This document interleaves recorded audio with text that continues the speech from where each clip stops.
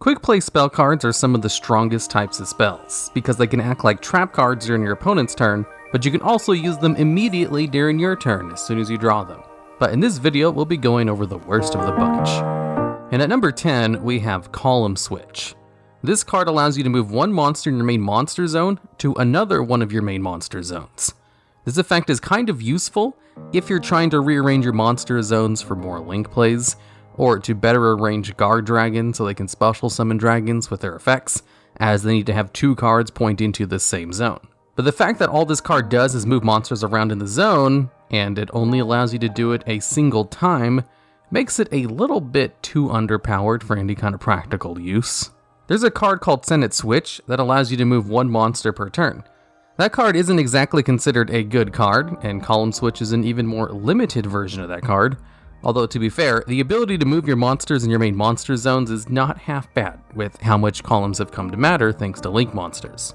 Which makes this card better than every other card on this list, but still not very good, since it can't move your monsters out of the extra monster zone to the main monster zones, like World Legacy Guard Dragon can do, where not only can you move a dragon out of the extra deck zone, it allows you to special summon a dragon from your graveyard. That's the kind of versatility a Column Switch-like card needs to have in order to see play. And at number 9, we have Soul Reversal. This card has the effect to return a flip effect monster from your graveyard to the top of your deck. So this card is obviously meant to be a recovery tool for flip effect monsters specifically, but in order for them to try to balance it out, and not allow you to just add any flip effect monster directly back to your hand, they thought to place it on top of your deck, so you'd be forced to draw the card during your next turn, basically giving you the trade-off of recovering any flip effect monster at the cost of giving up one of your draws, as well as the -1 for using Soul Reversal. And if you're playing a deck that really needs its flip effect monsters, like maybe the early days of Yu-Gi-Oh when Magician of Faith and Mask of Darkness were considered OP, then Soul Reversal is definitely a way to recover those cards. If you use this card with Morphing Jar, being able to resolve one Morphing Jar would totally make up for the cost of having to use this. So technically, there are some beneficial ways to use it, and not even half bad ones, if you use it with Morphing Jar. It's just generally, recovery tools from the graveyard don't see very much play, even ones that directly let you take a card from your graveyard and add it to your hand with a 1-for-1 trade, like the Warrior Returning Alive. That's because a 1-for-1 from your graveyard is kind of slow, and is more of a later game tactic, as it's not something you can really do in your first turn very consistently, and most decks are built around their first or second turn plays. But if you absolutely needed to recover a flip effect monster from your graveyard, you would still probably not use this card, and instead you'd be better off with something like Monster Reincarnation, since it allows you to add any monster card from your graveyard to your hand at the cost of discarding a card, which is generally not a super used effect, but if you really needed a card from a graveyard, then that option is better, because you get the card immediately without having to wait for your next turn, or hoping you have a card that lets you draw it directly from your deck immediately. That being said, if you use a card like Archfiend's Oath, for example, you'd be able to call the top card of your deck correctly and add it to your hand immediately. That's definitely a combo that can be done with this card. It's not super good, but hey, a positive combo nonetheless. And at number 8, we have Trading Places. This card has the effect to swap life points with your opponent, but only if your life points are higher than your opponent's. There is almost no case in which you want to give your opponents more life points than yourself with this card. But there are cases in which you'd want to have less life points than your opponent, like if you're trying to use Self-Destruct button, for example, or Life Equalizer. And in those cases, it's much easier to reduce your life points with good cards like Solemn Judgment, and to increase your opponent's life points with things like Gift Card, as it's much easier to manipulate the life point difference between you and your opponent if you just use cards that give your opponent a ton of life points, because you can always give more life points to your opponent than you can give to yourself. So if you wanted to use Trading Places in some kind of beneficial way, I guess you could slowly increase your own life points and then give them to your opponent so that you could activate cards which require life points to be lower than your opponent's. But that's really stupid. It makes no sense when there's much better ways to make your life points lower than your opponent. But seeing as this is a quick play spell card, I guess you could use it during your opponent's turn if you know they're trying to use cards which require them to have less life points than you. Like if you chain this card to your opponent using Supremacy Berry, where they would lose life points instead of gaining life points due to the life point value change. But that's not very good, so this card is kind of useless. And at number 7, we have GRADO. This card has the effect to draw 2 cards if you manage to destroy a synchro monster your opponent controls. So it's kind of like a counter card to your opponent if they play synchro monsters, but it doesn't do anything to counter your opponent. It just allows you to draw cards if you yourself manage to counter your opponent in some other way. So it's not very useful, even if its effect is not half bad, because its activation requirement is too specific. And usually when an activation requirement is really specific, that card itself has to do something amazing, like Witch's Strike, which allows you to destroy all cards in your opponent's hand on their side of the field when your opponent does something specific. Now that's a good example of a counter card, and Witch's Strike doesn't see competitive play. GRADO is much worse and more specific because it's only useful if your opponent uses synchro monsters, or if you give your opponent a synchro monster for you to destroy, and it's not good enough where you'd want to give your opponent a synchro monster in order to destroy to activate this card. And at number 6, we have Star Changer. This is a quick play spell card that allows you to target any monster on the field and then either increase that target's level by 1 or reduce the level of that monster by 1, and these effects are permanent. Now, being able to change the level of a monster by 1 is an okay effect for certain decks, but only if it's tied to something else as well. Like Unizombie, for example, can increase the level of a monster on the field by 1 by sending a zombie type monster from your deck to the graveyard. And this effect is really good because it sends a zombie from the deck to the graveyard, and the level change being useful is kind of an added bonus. So a card like Star Changer, whose whole effect is to just manipulate the level of one monster by 1, is so incredibly underpowered that it's not worth using, even if the effect technically can be beneficial. There is a card called Turnabout that can only be activated if there's a face-up monster on the field who has a different level than its original level, and its effect is to flip all monsters on the field face down. So like a Book of Moon for all monsters in the field, which is a good effect. If you use Star Changer of one of your monsters, you'd be able to then activate Turnabout whenever you wanted, to disrupt plays or protect one of your monster effects going off. That still doesn't make it very useful. I'm just trying to give an example in which this card could technically be useful, and even then, it's not worth running just to activate Turnabout, or to manipulate the level of your cards for other reasons, unless you're able to gain some kind of really good advantage off of it.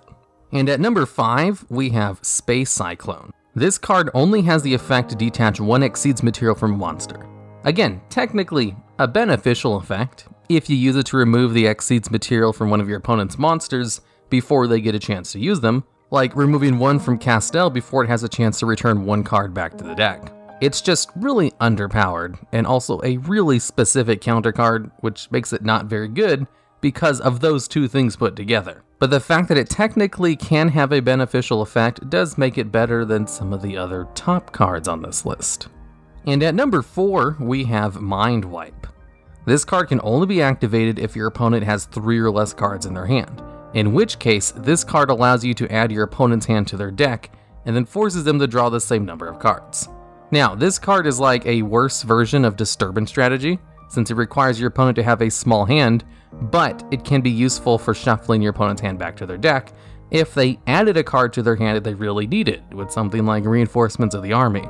Or if you combo this card with Droll and Lockbird, after your opponent adds a card to their hand and has 3 or less cards in their hand. In the same way you can get rid of your opponent's hand with the Trickstar Reincarnation combo. But in those cases, Trickstar Reincarnation and Disturbance Strategy are better cards, as they can be used regardless of your opponent's hand size, and this one wouldn't allow you to get rid of too many cards from the hand anyway, as it's only 3 or less. And at number 3, we have Ring of Defense. This card can only be activated when a trap card is activated, which has the effect to inflict damage, in which case you can make the effect damage 0. So this card is basically an anti-burn card, as there are quite a few of those in the game, and burn decks do occasionally see competitive play, so they're not totally useless. Although Ring of Defense has got to be one of the worst anti-burn cards in the game, as it only stops effect damage from 1 card, and only if it's specifically a trap card, whereas cards like Eco, Mystical Spirit of the Forest, can inflict burn damage back to your opponent in response to taking damage from any kind of card effect, special summon itself from the hand, and then make it so you can't take any more burn damage for the rest of the turn. This card is much more useful at accomplishing the task of preventing burn damage. That Ring of Defense is incredibly underpowered when compared to something like YuGiOh. There's others, of course, I just chose one of the better anti-burn cards for comparison. Its obvious synergy was to work with Ring of Destruction, to make it so that you would take no damage, although I'm pretty sure it prevents your opponent from taking that damage as well, which doesn't make it very good for that purpose either. Ring of Defense technically has a positive effect, it's just an incredibly underpowered effect, like most of the other cards I've talked about so far. And at number 2, we have Cold Feet. This card has the effect that after it's activated, you cannot set or use the effects of any spell or trap cards for the rest of the turn. Not your opponent, this card works on the player who uses this card, as it only has negative effects. Now, the reason this card exists is because occasionally Konami will release intentionally bad versions of once overpowered cards, and this is the intentionally bad version of Cold Wave, the card that's currently banned for having an effect similar to Cold Feet, except one that works on your opponent and not you. Now, situations in which you'd want to negate your own spell and trap cards' effects do exist, it's just they're so incredibly specific and niche that they don't really show up in competitive decks. Like, for example, if you use Brain Research Lab and you get a whole bunch of counters on the card, and the card itself has a negative effect where if this card's destroyed, you take damage equal to the amount of counters times 1000. So if you chain Cold Feet to an effect your opponent is using to destroy Brain Research Lab, you could make it so that you don't take the damage. However, you cannot use this card to not pay costs, as the cost of a card cannot be negated, so you'd still have to tribute with Regulation of the Tribe, or pay life points with Mirror Wall. You can also use Mystical Ref Panel with Cold Feet during your opponent's turn, since Cold Feet is a quick play spell card, which will redirect the effect to your opponent, and then give them basically the exact same effect as Cold Wave, and lock them out of spell and trap cards for a turn. And you know you have a bad card if giving the effect to your opponent is seen as a benefit, which is why Cold Feet easily takes the top spot on this list, just not the number 1 spot. And at number 1, we have Self-Mummification. This card has the effect where it allows you to select one monster you control and then send it to the graveyard. Now, there are cards that allow you to send your own monsters to the graveyard for some kind of benefit, like Mystic Walk, for example, which is also a quick play spell card, which allows you to send one of your monsters to the graveyard to gain life points. So there isn't much use in using Self-Mummification, which basically only has a negative effect.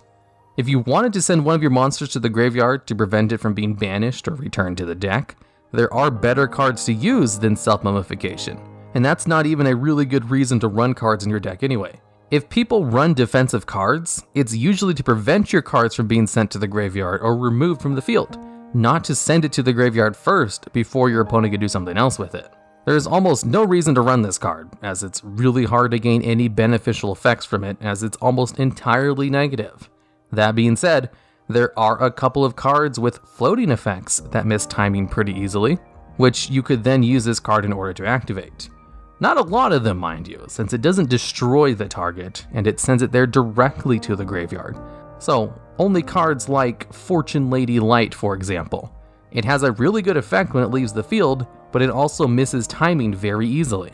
So a card like Self-Mummification, which sends it to the graveyard without any other effect, basically guarantees that it won't miss its timing. In which case, there's also lots of other better cards to use than Self-Mummification, which is why this is probably one of the worst cards in the game, and arguably the worst quick play spell card in the game.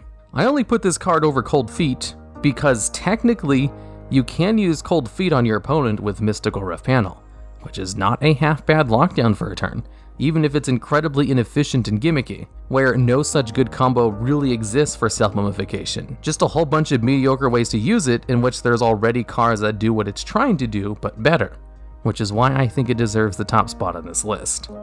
Alright, and that's the list. If you think I missed any other worst quick play spell cards, I'd love to hear about them as well as ideas for future videos, just like this one down in the comments. And if you enjoyed the video, you might enjoy the playlist of all the other top 10s, which are similar to this one, as I think there's over 70 of them now, which will be linked in a playlist at the end of this video.